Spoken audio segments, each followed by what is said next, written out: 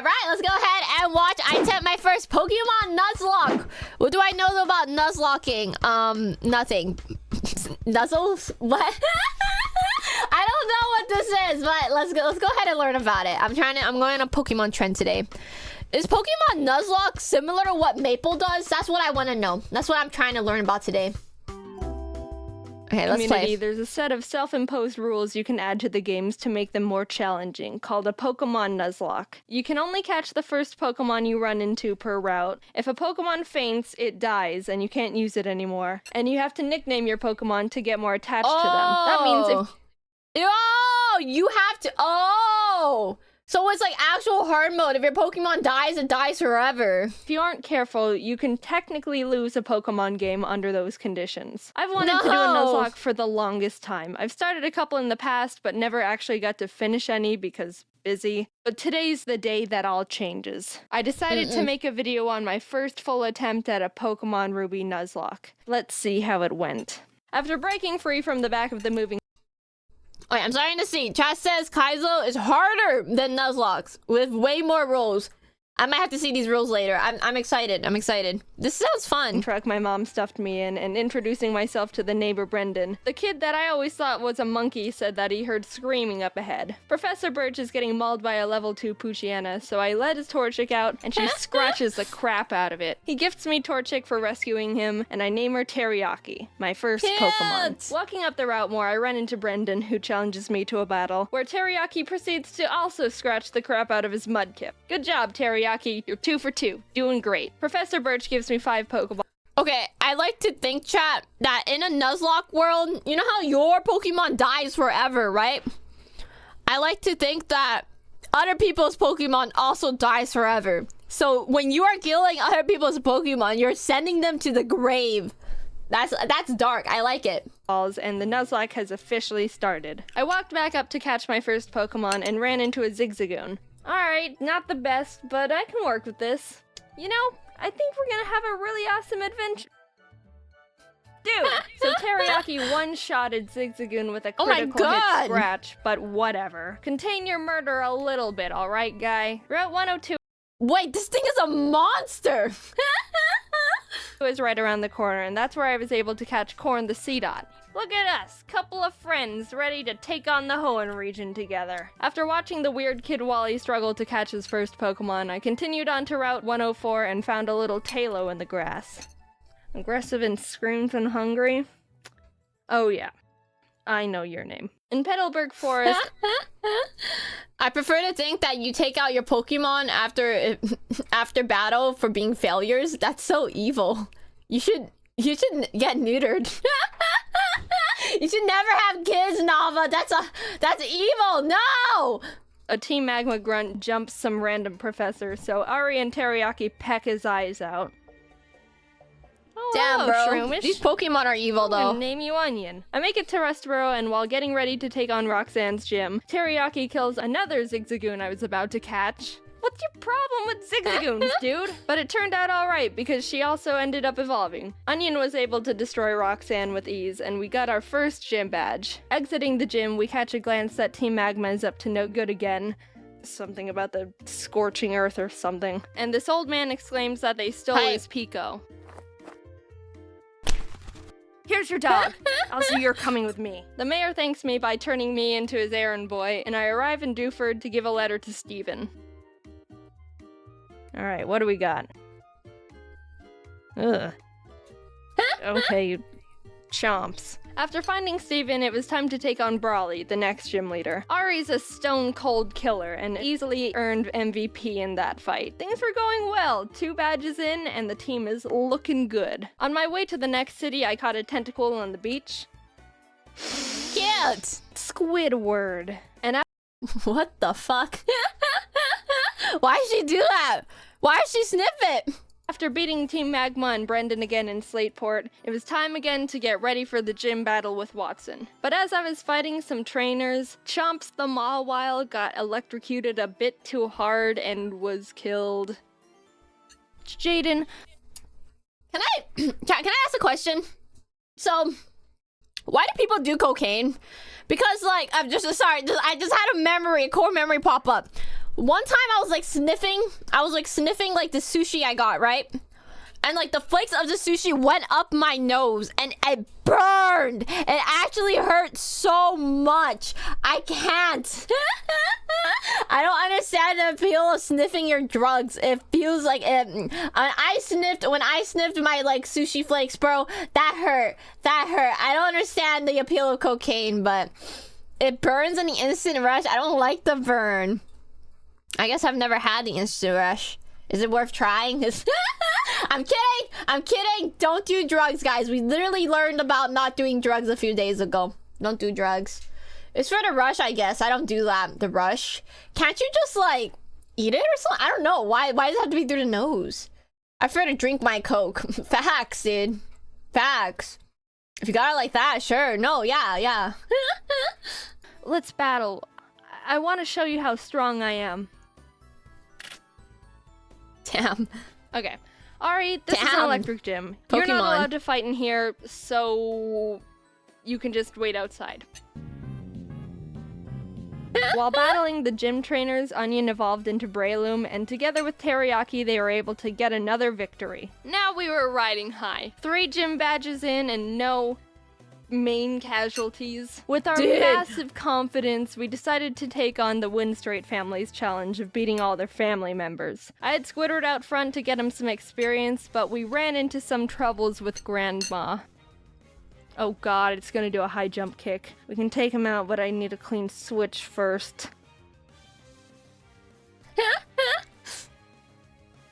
No! So I had to sacrifice Hushchild the Whismer, but honestly that was the safest move to ensure no one else died. Goodbye, Hushchild. You might be missed. While we were heading to Fall Arbor, fighting some trainers, Ari evolved. Oh, look at my big bird. Oh, look at you. Yeah. We were almost to town, but we had to get through the sooty grass on 113. Oh, jeez. Alright, Barf, get in there with the rest of them. I walked into Meteor Falls to see Team Aqua and Team Magma arguing about water and rocks. Can I go? Hype. So get over here, Zubat. They kept complaining and I had to go up the volcano they were blocking to fight Maxi, the Team Magma leader. That was a hard fight. Onion and Teriyaki were able to take out his Mightyena and Camerupt, but his Golbat hit hard. I ended up having to switch in Ari and double team up to win the battle. Not the most Someone in chat said the fact that they can evolve mid-battle is crazy. No, but it's aura, dude. Imagine, Spencer, you're like losing the fight and suddenly your level 1 Marill becomes a big fat bunny, bro. It's aura. It's all about aura farming. That's why you play Pokemon. Honorable of strategies, but it worked and we're moving on. On the way down the volcano, I ran into a mat shop. Oh, hello there, Chad. What? You're a female? Did I stutter? We arrived in Level Ridge Town and started getting through Flannery's gym. During that time, Squidward was almost killed by a Fury swiping Kecleon. Fury swipes. Oh my gosh, that does a lot of damage. Stop!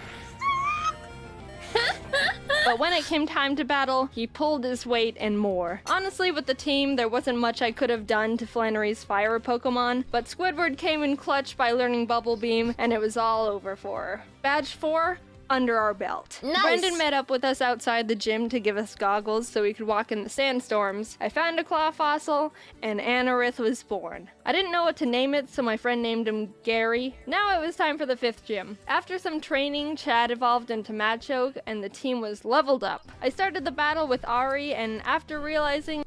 Wait. So is this why, like, when Maple plays, she's like names her Pokemon after me? Like, sometimes I see like Mochi dies in battle instantly. Like, why is she sending me out to murder me? Is she sending subliminal messages? I was in trouble. Mochi stink can. I'm gonna crash out. Oh yeah, shit. that doesn't do a lot of damage. I managed to squeak by with more double teams. Ari was barely able to take out the first slacking, so when the second, stronger one came out, I knew I had to use a different strategy. I brought out Onion to leech seed it and try and get more chip damage in, which worked, but he was also killed by Slacking's Facade, which I thought he could take. Chad was able to finish off the rest of the fight, but that was the first death that actually hurt. No. I'm not crying. Someone's just chopping onions in here. But with I'm every out. down, there's an up. And Corn stepped up and was ready to fill Onion's spot. While passing through Mauville again, Watson asked us to help him turn off the city's generator. And while down there, I found a Magnemite. Do you want to come with? Okay. We kept on our way, catching Spurky the Electrike, and while fighting some trainers, Corn survived 2 very close calls. He took a Swords Dance boosted Fury Cutter by Ninjask, and a misclick from me, which resulted in him tanking a wing attack from a Talo. No. Corn, no! Oh. Dude, Corn, I'm so sorry. You're such a trooper. Good news is Squidward evolved while training, so that's neat. We arrived in Nice. Fortree City, and this was a gym I was really nervous about. Not only did we not have a good team to take on a flying-type gym, but Winona's Altaria is notorious for sweeping teams if she sets up too many dragon dances. I went to the grass to train up the team, and the worst happened. Corn was killed by pin missile from a No! Zigzagoon. Wait, no. Stop. Corn,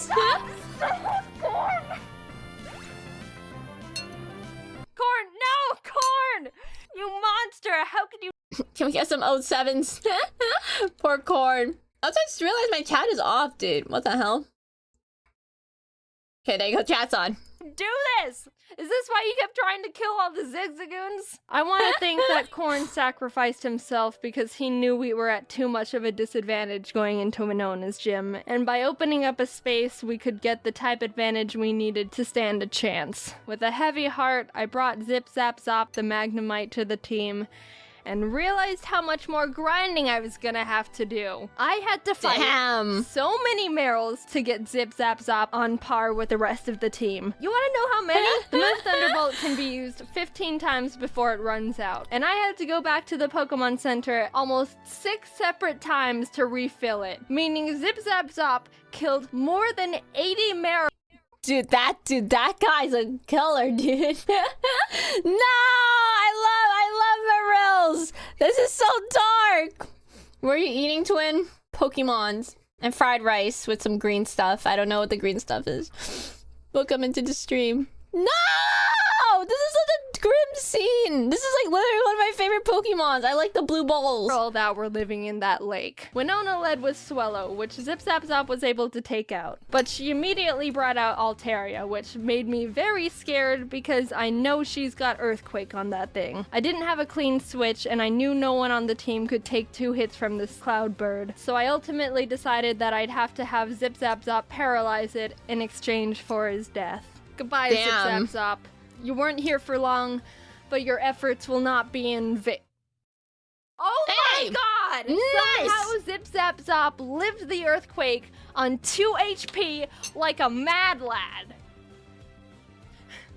Corn must have been looking down on us for that Aw. one, because there was definitely a 90% chance Zip Zap Zop was supposed to die there. With that string of luck, I was able to switch Ari in for Zip Zap Zop to predict another earthquake, and started chipping away at the Altaria, which was not gonna be easy. She was already starting to stack up those dragon dances, which make her moves even more powerful, and I was legitimately sweating. But with what little luck we had left, Winona got greedy and tried to get in that last Nice! dragon dance, and that's when Ari was able to swoop in and snipe that kill. If that Altaria Cinema! What are we watching? This is Jaden Animations. would have decided to attack at any point, she would have one-shotted anyone and everyone on my team. Thank you, Corn. You shined your photosynthesis onto us. From there, I was able to heal up Zip Zap Zop and sweep the rest of her team. The 6th gym badge was ours. Outside the Safari Zone, I found a Duskull I was able to catch. I tried to have Gary on the team since resurrecting him from the dirt, but he honestly has like no moves that do damage, so I decided to replace him with Sin. We arrived in Lily Cove and I tried fishing on the beach for a Pokemon, but Chad punched the Whalmer I reeled up too hard and killed it. We stormed Team Magma's base, and while trying to get the Master Ball they've got on the ground, an Electrode exploded and almost killed Chad, Oh which my was God. uncalled for. After beating their admin, they they escaped into a submarine, and I went on to fight the next gym. Tate and Liza were the first double battle gym leaders, and I didn't realize until too late that I was just a tad underleveled for them. They don't have any more than 2 Pokemon, so I think we should be okay. 42! Yo! Uh-oh. Sin and Zip Zap Zop made a good duo, being able to confuse and paralyze them, but Solrock managed to get off a Sunny Day powered flamethrower in Zip Zap Zop's face, which totally killed him. That This is so sad! I'm actually getting attached to these little fucking creatures! No! really sucked. He put in so much work for the team and really carried us this far. Damn. The rest of this fight's for you, Zip Zap Zop. Squidward came out, and together with Sin, were able to Zap finish off the Zop. duo, getting us our 7th gym badge. Alright, Spurky, you're up. That's the beauty of Nuzlocke. That's why you name them. Who made these rules? Fucking monsters! Who made these rules? Up. I think I single-handedly wiped out the entire water Pokemon population between Zip Zap Zop and Spurky. I went to Shoal Cave and caught Blubby the Spheal, and went out to take on Maxi Cute. one last time. For some reason, I didn't learn my lesson when being underleveled for Tate and Liza, because I was even more underleveled for Maxi. Mightyena.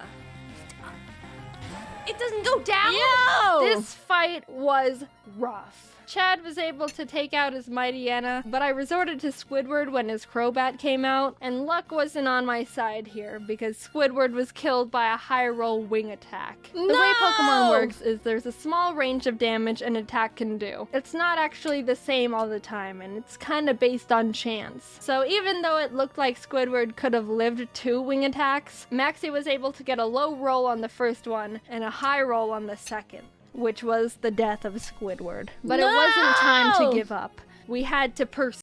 Wait, Squidward's been with us for so long! This is so evil, bro. What the hell? Maple must be a psychopath. I knew it. I had my theories. I had it. Persevere for Squidward. Ari came in and took out the Crobat and lived on 1 HP when hit by Camerap's Rock Slide. It was a tough battle, but we squeaked by. Barely. After that fight, I needed to take a step back and seriously grind up the team again. If we were just a bit more underleveled, we would have been murdered. Blubby joined the team and we got to work, eventually arriving in Sutopolis. Steven and the Sutopolis gym leader Wallace were there saying Groudon was in the cave because someone used the wrong orb and pissed him off. So I went in there, walked up to Groudon, and Master Balled him immediately. There's no way I'm fighting Groudon. Now get in the box. While fighting Wallace, Spurky was able to take out his Luvdisc and Celio. Sin beat his Whiscash, and Chad finished off the Milotic. I see. This sounds fun. I'm kind of interested in trying Nuzlocke, but I'm scared I'm gonna cry, and everyone will make fun of me because Chili the Snowman really fucked me up. I'm kind of traumatized from that. I'm really shocked by the amount. I'm really shocked by the amount I got flamed from that. So I'm scared. I'm scared. I'm scared. Girl, you sound like you're about to cry from the video. You didn't play it. Mom, I'm gonna cry from that comment. You're so mean. Why are you so mean? What the fuck? The team was perfect. And after obtaining our final gym badge, I knew we were ready for the Elite Four. We got through Victory Elite Road. Four. Wally tried to fight us for the last time, but he just needs to stop. We exited the cave, and there it was. The final challenge. Here we go. Sydney was up first, and honestly, he wasn't a challenge at all. Chad and Teriyaki were able to take care of his team with ease. Phoebe wasn't difficult either, with Sin and Blubby being MVPs. Glacio was a bit tougher. Teriyaki was able to take out her Glalie, and Spurky could handle her Celios, but her Walrein was the big problem. Walreins are thick, can tank a lot of hits, and can do a lot of damage. I would know. because I have one. I brought out Chad and she was able to get in a good amount of damage, but she was ultimately killed by Blizzard. Sin came out to try and confuse it, but it broke through the confusion and landed a Sheer Cold. Sheer Cold is a one-hit KO move. No! It has a 30% chance of hitting the target and will fail if the target Pokemon's level is higher than the user's. But even under all those conditions, it hit, and Sin was killed. Two great team members, down and out. Chad was with us for so long and pulled so much weight, and Sin got us through some really tough battles. Even with those losses, we were able to finish Glacia off and move on to the final Elite Four member, Drake. Drake's got a tough team, but we've got a Blubby, and she wanted revenge for her fallen comrades. She ice-beamed every single one of Drake's Pokemon. Just a Yes! My goat! straight up massacre. And with that, it was on to the last battle. Steven Stone. I was legitimately nervous. I led with Spurky to take out his Skarmory as quick as possible, and Blubby was able to take out his Claydol and Aggron, but then came his Metagross.